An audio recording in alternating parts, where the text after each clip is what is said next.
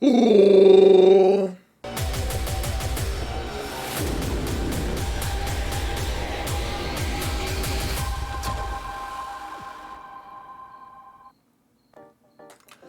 Hello everyone, and welcome to another episode of Zareth Prevails. We're talking about defensive teams for 5v5. Excited for this to come out here. We got to sign up for GAC today once this is published, and I'm excited for that. I've already done the offensive teams. Now, if you've watched these videos before, you know that I don't talk about Galactic Legends a whole lot in all of these because I don't want to assume anyone has any of them, because I want to talk about how to interact with. So I also try my best to keep the teams distinct. So the teams you saw on the offense video isn't going to show all the teams or any of the teams from the defense, except for, in this case, one important thing, the Commander Luke team, because I want to split the team up a little bit, potentially, and I want to show you guys the possibilities for each of them. So we're going to do that. It's going to be interesting, folks, I hope. This Datacron stuff it's a whole big mess, and actually some of the teams have changed. I'm like, my sisters are probably going to go on offense for me now because I rolled a pretty neat Datacron, but we'll talk about all of that, folks. And just a reminder, if you want to support the channel for free, folks, all you've got to do is hit that thumbs up button. Help me mount the algorithm, mount a comment. I don't know what I'm saying. Just totally random. The question is, in this thumbnail, who or what is going to mount who or what? I'm guessing all three are going to be mounting probably the algorithm at the very least. Who knows what else? Let's actually get to the game now, shall we, folks?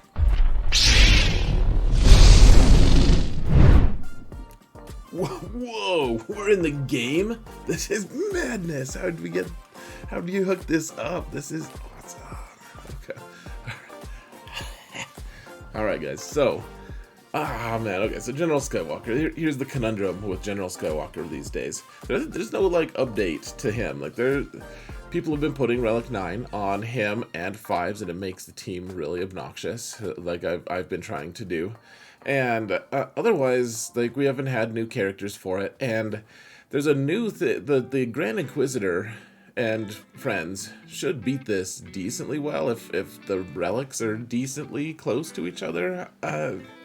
Especially the Grand Inquisitor can be faster than them, but pretty easily, actually, at this point. Though, I guess we probably have a chance of not being faster with Rex with a turn meter Kron. Or, if you can get the stun Kron, then you can just stun each other to oblivion. It's a whole mess, guys. I like it on defense.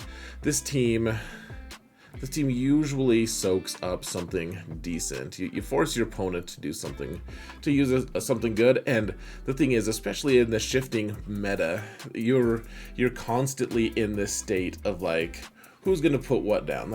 Okay, so the new Commander Luke team with the Datacron, I mean, probably beats the General Skywalker team with the stun Kron, but we don't. It's hard to say anything definitive right now about that. Maybe it does, maybe it doesn't. But let's just say there's no Datacrons. In that case, a lot of times people will take their Commander Luke and split it up, like I'm going to show you guys how to do in a minute, or they're going to put it on defense wholesale, or they're going to keep it for offense. And in all of those circumstances, a Commander Luke is a great counter, but after that, the counters for General Skywalker start to grow a little bit thin, especially once you start discounting Maul stops. He doesn't age super well once you start getting to the point of Relic 9 General Skywalker teams. Maul can counter that, but it gets real sketchy, is what I'm trying to say. And so, then General Skywalker is going to start requiring some Galactic Legend level counter. And so if it's on defense, if your opponent has Commander Luke for offense, then you're probably boned. Otherwise, it's a great defensive team still. I mean, and the same now goes for Grand Inquisitor, so keep those things in mind.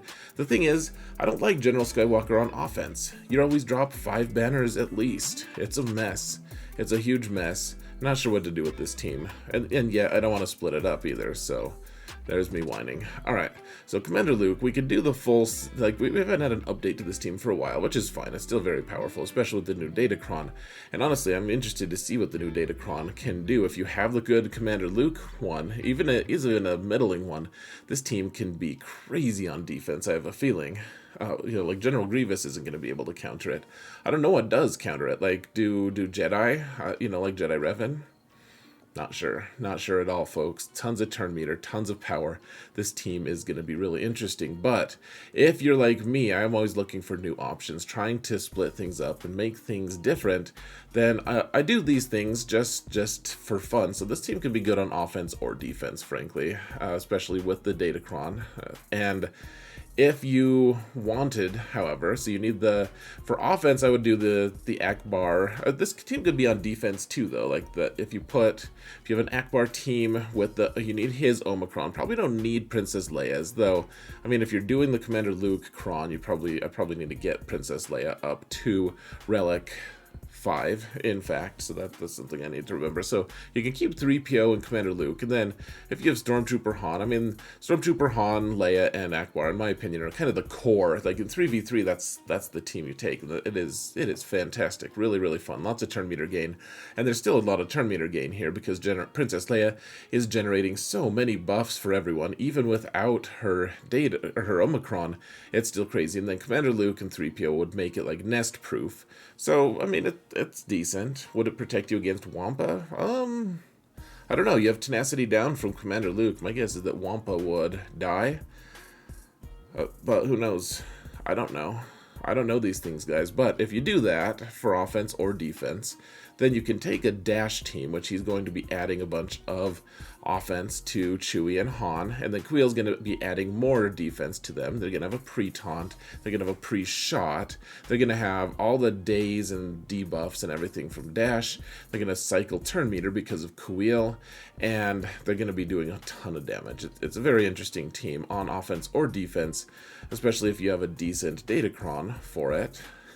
we got to do something like they've got a cron for that, I've got an app for that. And then if you do all that, then you could do a Sortie team, which is definitely a decent defensive team where, BB-8 with the plus 25% turn meter cron is going to be crazy just because BB-8 gives, if it's all droids, it gives Sortie 40% turn meter, not to mention that for the 25 extra % turn meter, if you make your Sortie somewhere around 300 speed, it actually turns her into somewhere, after her leadership is applied, she goes to like in the 1000 on speed, assuming you actually get to use that turn meter. Like Hux would just shut it down, for instance. Like Sortie still's in the 400 speed club, even without BB-8 though, because of her leadership, if you check it out.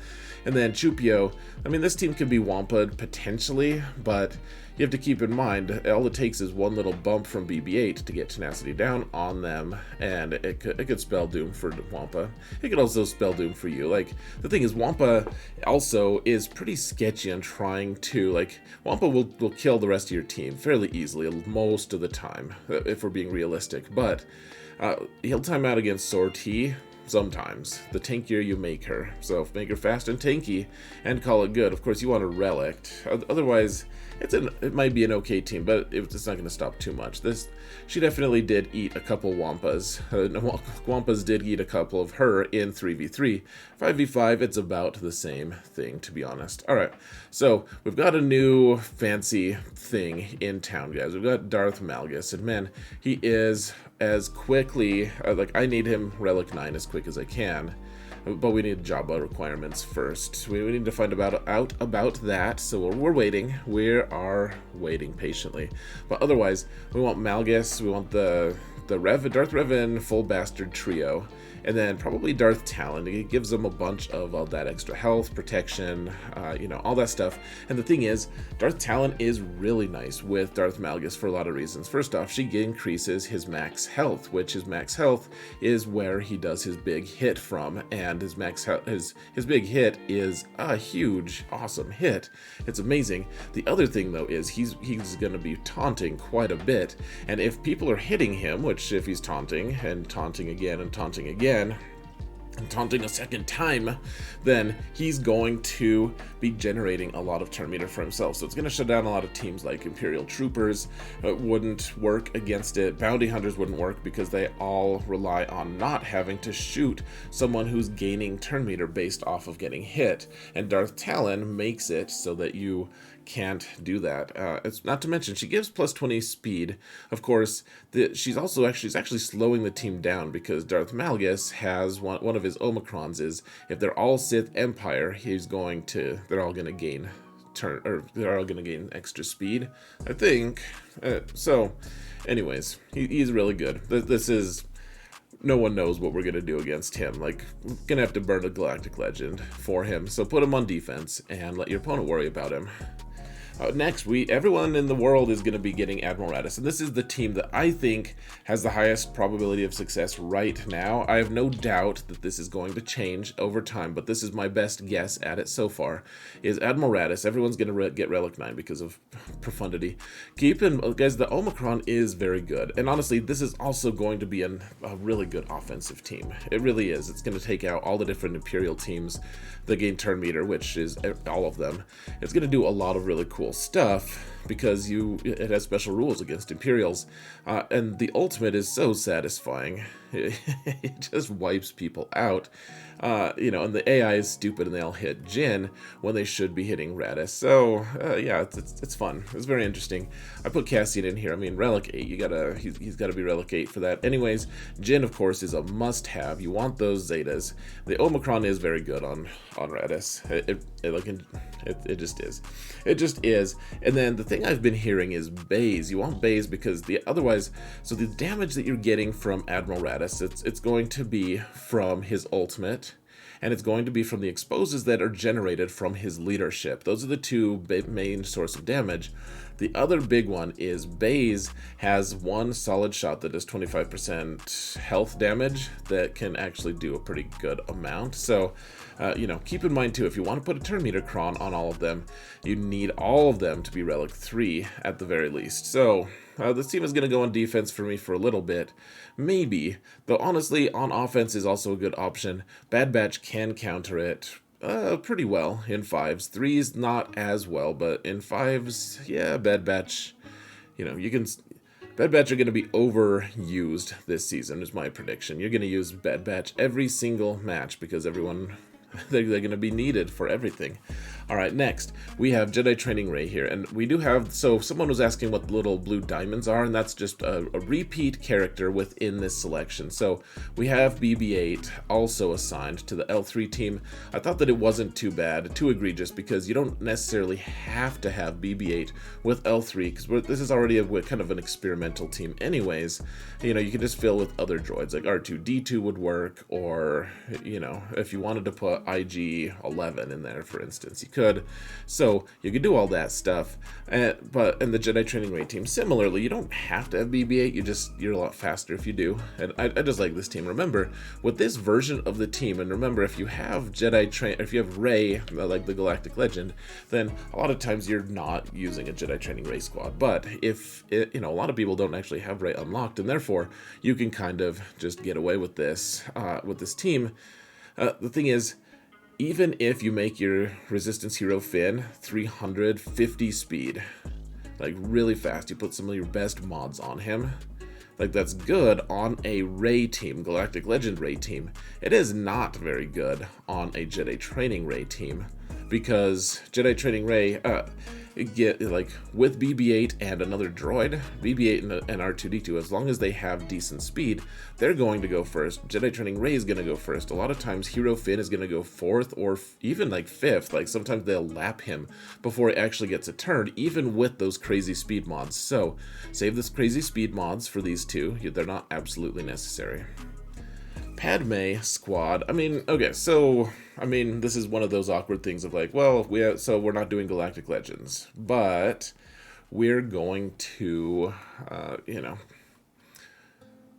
we need somewhere to put Cat, and because we don't have Galactic Legends, we have a bunch of like kind of leftover characters, and so uh, we don't want to use Snips. Like, Snips is going to be used elsewhere. Jenna Anakin's going to be used elsewhere.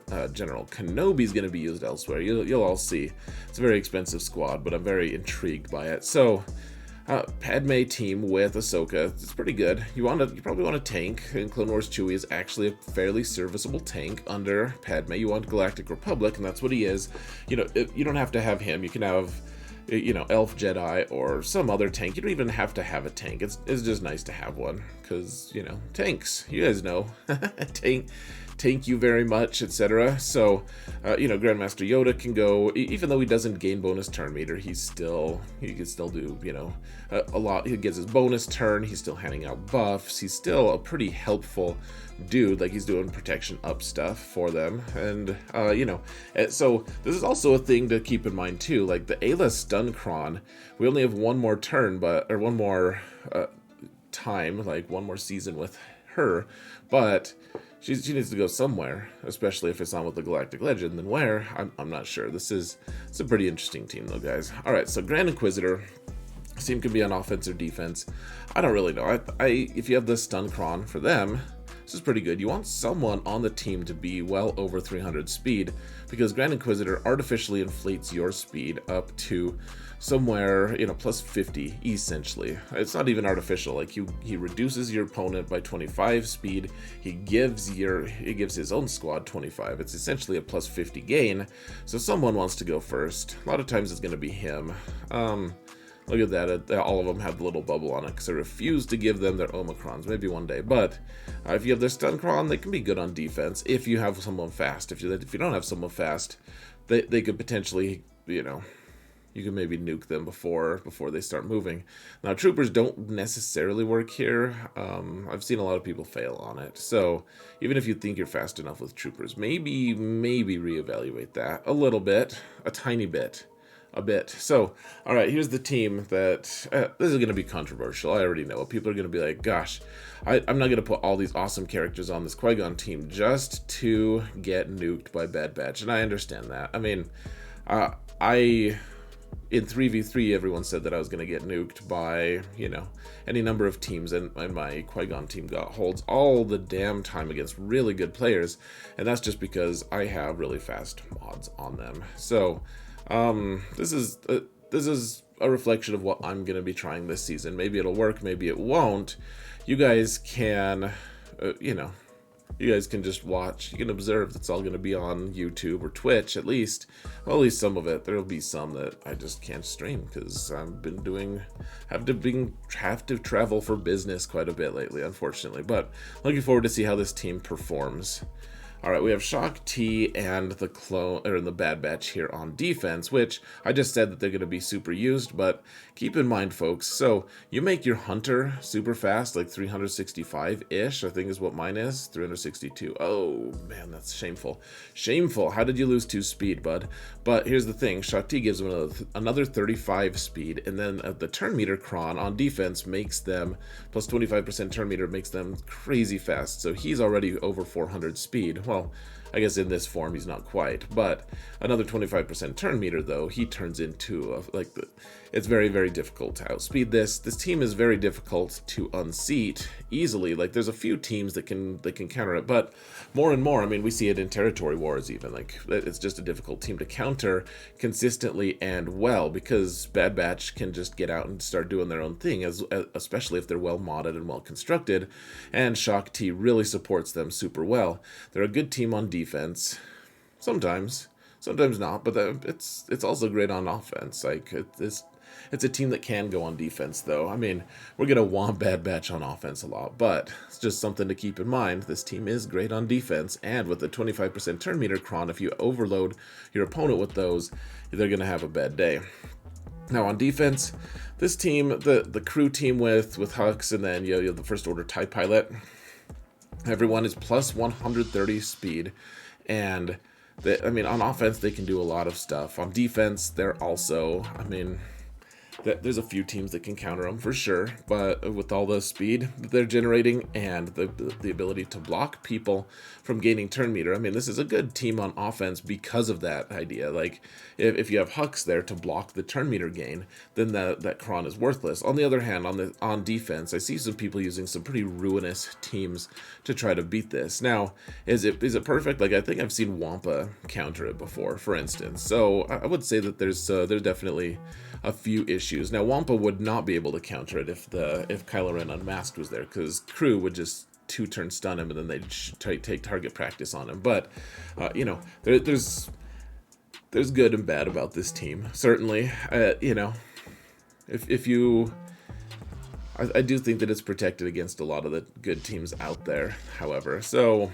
Yeah, just keep in mind it. And if you're running Supreme Leader Kylo, you probably don't have this version of the team anyways.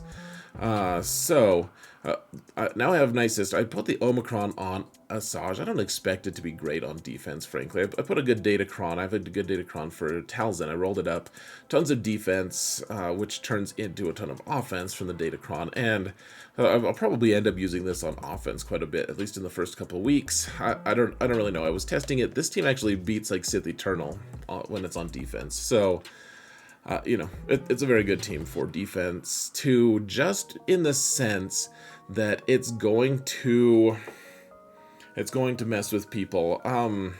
You know, Datacron or not, here's the thing. I get an inordinate amount of holds with Night Sisters. I'm not saying that it's a defensive stalwart by any stretch, though the Datacron's going to make it interesting. It's not like the pinnacle of all that is Night Sisters or all that is defense, but the thing is, people aren't always going to know exactly what to take against Night Sisters. Like, someone attacked them a while ago against me when like they just used Geos. They're like, oh yeah, I think Geos beat them, and my Night Sisters just like beat the F out of them. It's a really transcendent, amazing moment. And I like to put Asajj lead sometimes, and people always ask me why, because Talzin is such a standard one. On offense, I think Talzin is the standard. She really wants to be on offense. She should just be, you know, that she should be the default a lot of times.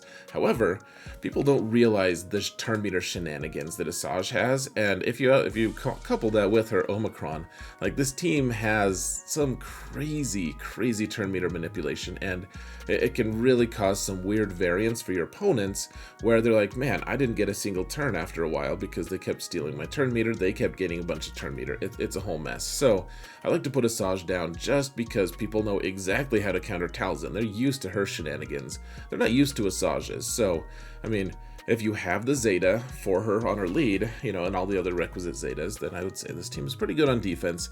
Now remember, if this team has like no relics, if you have seen my bare bones Night Sisters teams that can counter high relic Grievous teams, where you just have a high relic or Daka and the rest of them are like gear 10-ish, then this team is not a good defensive team. You need relics to back it if it's going to be on defense.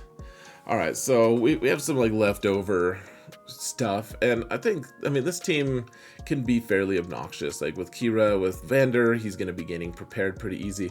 With L3, I mean, Nest is always tricky to face, and then, you know, Veteran Han. Not that this team is like a stalwart on defense. I'm giving you guys all kind of like archetype teams here for stuff, but I do think that this team can be pretty decent on defense. You know, assuming your opponent is, you know, not going to be able to, like, they could maybe trooper this at a decent clip if you don't have the turn meter cron. If you have the turn meter cron, then you're probably going to outspeed them, and you're probably going to daze and disrupt them and destroy them. So, I mean, this team is, in a way, this team is only good if you have a turn meter squad, or a turn meter cron for them on defense, you know, and it's left over. You can kind of mix and match. I mean, are these all the teams that are just like the pinnacle of everything? I mean, some of them are going to be easily counterable by certain things. I fully recognize that. I do think, though, that a lot of these teams are just going to punch way harder than you think, and like the Padme team with Cat presents a huge issue for a lot of people. They don't really know how to react with that. Like, how do you beat that, really? Like, if you use a Traya team, you're gonna really be sweating by the end of it. Like, that's gonna be a tough one, and a lot of them are gonna be combined with Galactic Legends. I mean, the truth of it is, like, the Night Sisters team a lot of times is just gonna get swept up with the Supreme Leader Kylo team, and you're not gonna have a Night Sisters team available after that. So, anyways, guys, let me know what your thoughts are. These aren't the very, very pinnacle of defensive teams. I'm saying that I'm like, hey, use these defensive teams. I do think you should use some of them. I do think you should take this and the offensive teams and kind of just smash them together and see what you get, folks. Be changing things up, scout your opponents, put Galactic Legends on defense now that we have a lot of teams that are kind of off meta to be able to beat them. Or maybe we can't because, we have Datacrons on them, etc. I don't know. This age of Datacrons is a mess, guys. That being said, thank you all so much for watching, and remember that in all things, Xaereth prevails.